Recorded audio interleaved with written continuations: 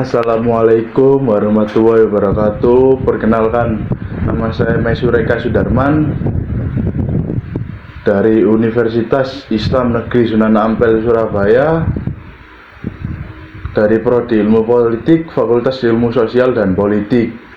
Di sini saya akan mempresentasikan terkait materi belajar selama semester 4 kemarin berlangsung, yang dimana tugas tersebut dikasih oleh dosen saya dari mata kuliah Komunikasi Politik, Bapak Khairul Umam.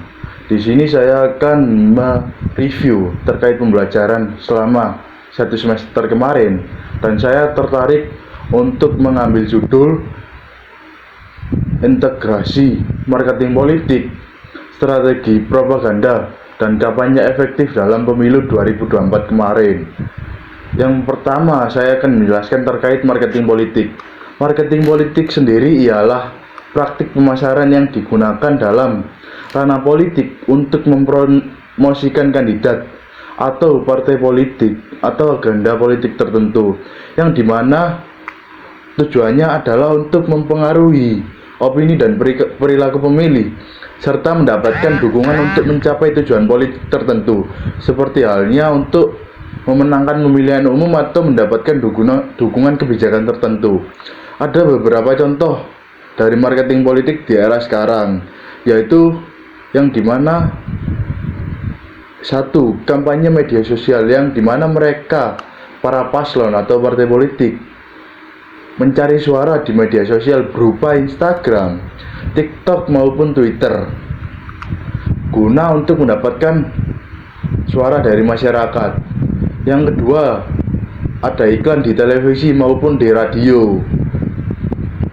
Yang ketiga, kunjungan langsung terhadap masyarakat, yang dimana untuk mendapatkan suara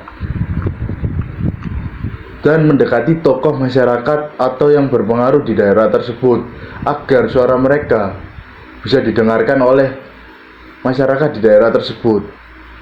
Yang kedua yaitu strategi propaganda dalam politik, yang dimana propaganda politik adalah upaya yang disengaja atau sistematis untuk menyebarkan informasi atau pesan yang dirancang untuk mempengaruhi opini setiap perilaku masyarakat terkait dengan isu politik atau kandidat tertentu. Tujuannya sendiri adalah untuk memperoleh dukungan, mengubah persepsi, atau mempengaruhi keputusan pemilih dalam konteks proses politik yang berlangsung. Ada beberapa contoh propaganda politik yang ada di Indonesia, yang dimana yaitu berupa framing, untuk memframing paslon tersebut agar menjadi terlihat baik dan sisi negatifnya dihilangkan. Ada juga misinformation, yang dimana informasi yang salah ataupun tidak valid dari paslon tersebut atau partai politik tersebut. Yang ketiga ada image management dan simbolisan berupa jargon, yang dimana untuk bahwa paslon ini menggunakan jargon ini.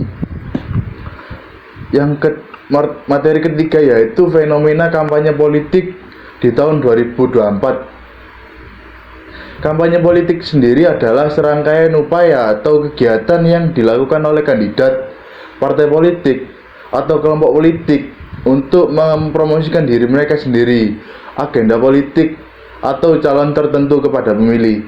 Tujuannya sendiri adalah untuk memenangkan dukungan ataupun suara dalam pemilihan umum atau pemilihan lainnya. Beberapa contoh dalam kampanye politik yaitu kampanye dari pintu ke pintu, yang dimana para paslon atau partai politik tertentu turun langsung ke daerah-daerah untuk mendapatkan suara, yang dimana agar citra mereka menjadi lebih baik.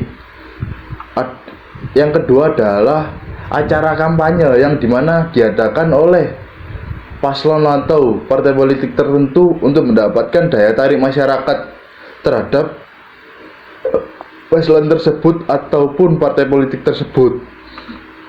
Yang ketiga yaitu kampanye media sosial, untuk memperkenalkan paslon ataupun partai politik tersebut agar berkembang lebih baik, dan yaitu agenda debat publik yang dilaksanakan setiap paslon untuk mendapatkan suaranya.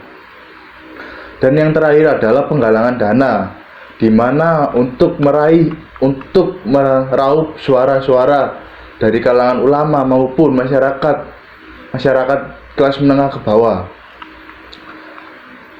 Dari yang saya pahami terkait 3 materi tersebut tentang marketing politik, strategi propaganda politik, dan kampanye efektif dalam pemilu 2024, yaitu sangatlah berkesinambungan, yang tidak lain sangatlah saling tarik-menarik, yang dimana tidak bisa kita pisahkan dari satu hal agar menjadi satu kesatuan yang utuh. Jadi, ketiga materi tersebut sangatlah saling terikat. Jika dipisahkan antara satu dengan yang lainnya, tidak akan terjadinya